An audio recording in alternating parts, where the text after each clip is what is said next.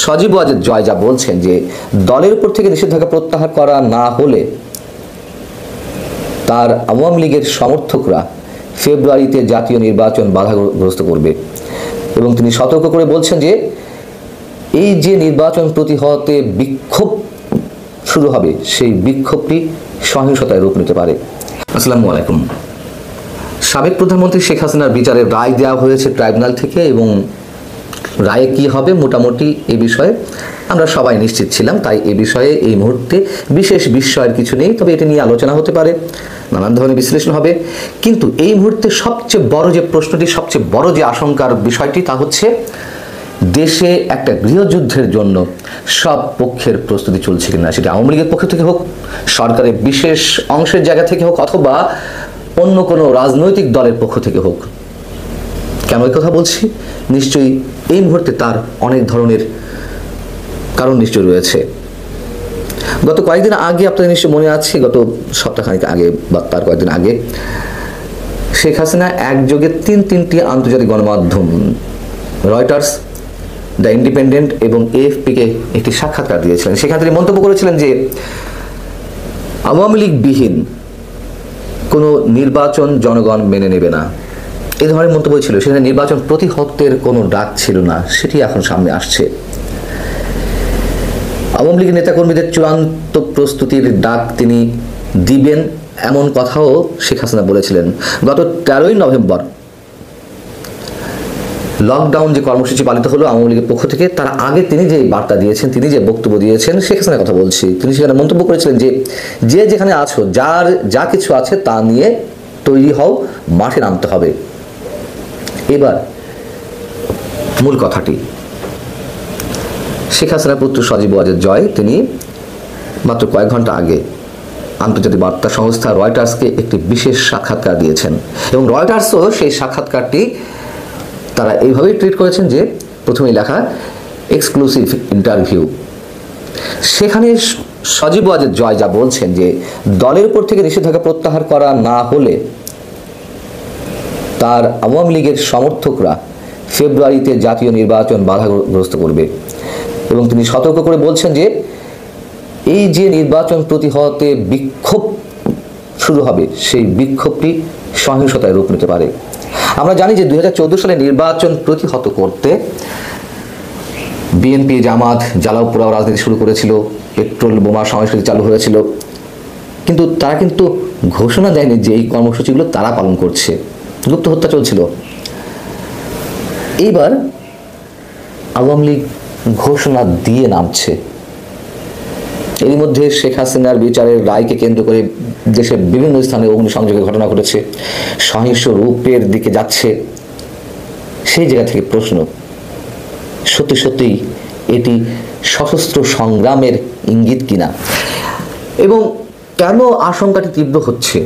এর আগে অন্তর্বর্তী সরকারের খোদ প্রধান উপদেষ্টা ডক্টর মোহাম্মদ ইউনূস তিনি অসংখ্যবার দেশে যুদ্ধের আশঙ্কার কথা বলেছেন এবং তার জন্য তাদের প্রস্তুতির কথা বলেছেন।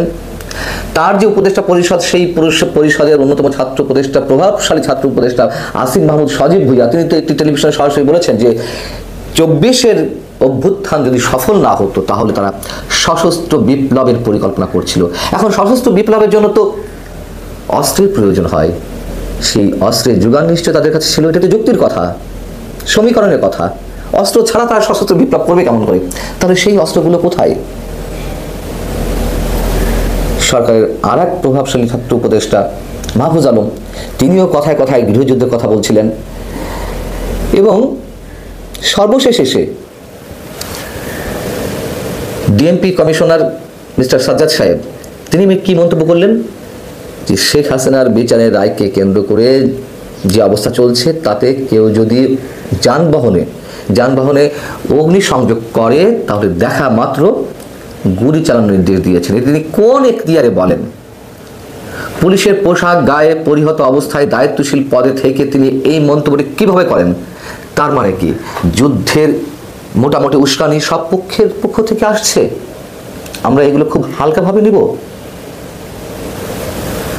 সজীব ওয়াজেদ জয় তিনি রয়টার্সকে দেওয়া সাক্ষাৎকারে বিচারের রায়কে কেন্দ্র করে আরেকটি কথা বলেছেন, যেহেতু রায় ঘোষণার আগে এই সাক্ষাৎকারটি তিনি দিয়েছেন, সেখানে তিনি বলছেন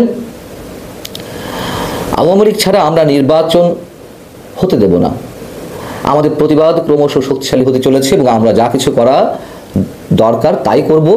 আন্তর্জাতিক সম্প্রদায় যদি কিছু না করে তাহলে অবশেষে এই নির্বাচনের আগে বাংলাদেশে সহিংসতা দেখা দিতে পারে, সংঘর্ষ হতে পারে। এবং সেখানে তিনি এই কথাও বলছেন যে ভারত শেখ হাসিনাকে পূর্ণ নিরাপত্তা দিচ্ছে এবং সেই নিরাপত্তাটি হচ্ছে একজন রাষ্ট্রপ্রধানের মতোই, অর্থাৎ তারা এই বিষয়টি নিয়ে চিন্তিত নয়। এবং ভারতও যে নির্বাচনটি খুব সহজে চাইছে না, একতরফা নির্বাচন, তারা অংশগ্রহণমূলক নির্বাচন চাইছে, এটি আওয়ামী লীগের জন্য না হোক, এটি অন্য কারোর জন্য না হোক, তাদের নিজেদের স্বার্থে চাইছে। তার কারণ এরই মধ্যে মৌলবাদী সাম্প্রদায়িক গোষ্ঠীর যে আচরণ, সেক্ষেত্রে তারা তো চাইবে না খুব সহায়কভাবে যে তারা খুব শক্ত অবস্থানে আসুক। এখন কথা হচ্ছে যে গত 7-8 মাস আগে থেকেই আমি একটি কথা বলে আসছিলাম, মাঝখানে যদিও 3 মাস আপনাদের সামনে কোনো ধরনের কোনো কথা বলতে পারিনি, তাই আবারও মনে করিয়ে দিই, নির্বাচন হবে না, না হওয়ার সম্ভাবনাই মোটামুটি 95%। এটি আমার সমীকরণ। নির্বাচন হবে না, অথবা ডক্টর মোহাম্মদ ইউনূসের অধীনে কোনো নির্বাচন অনুষ্ঠিত হবে না। এবার আপনারা মিলিয়ে নিন কোন দিকে যাচ্ছি আমরা। এবং যেই আশাবাদের জায়গা থেকে 24-এর অভ্যুত্থানে সাধারণ মানুষের অংশগ্রহণ ঘটেছিল, কি কারণে? একটা সুষ্ঠু, অবাধ, অংশগ্রহণমূলক নিরপেক্ষ নির্বাচনের মাধ্যমে একটি গণতান্ত্রিক সরকার দেশে প্রতিষ্ঠিত হবে, এই কারণেই তো আওয়ামী লীগের উপরে মানুষের ক্ষোভের জায়গাটি তো প্রচণ্ড ভয় ছিল এখানেই বেশি, আরও অন্যান্য কারণ ছিল। সেই জায়গাটি নিয়ে নানান ধরনের ছলচাতুরি হচ্ছিল। এবং জামাত এবং এনসিপি তারাও যে নির্বাচন চায় না, নির্বাচন লেন্দি করা হোক, নির্বাচন যত বেশি দেরিতে হবে তারা ক্ষমতার স্বাদটি পরিপূর্ণভাবে উপভোগ করতে পারবে। আওয়ামী লীগ যে কাজটা করেছিল, বিএনপি-বিহীন নির্বাচন, নিশ্চয়ই আমরা কেউ সেটি মেনে নিতে পারিনি, যে প্রক্রিয়ায় বিএনপিকে নির্বাচন থেকে বাইরে রাখা হোক না কেন।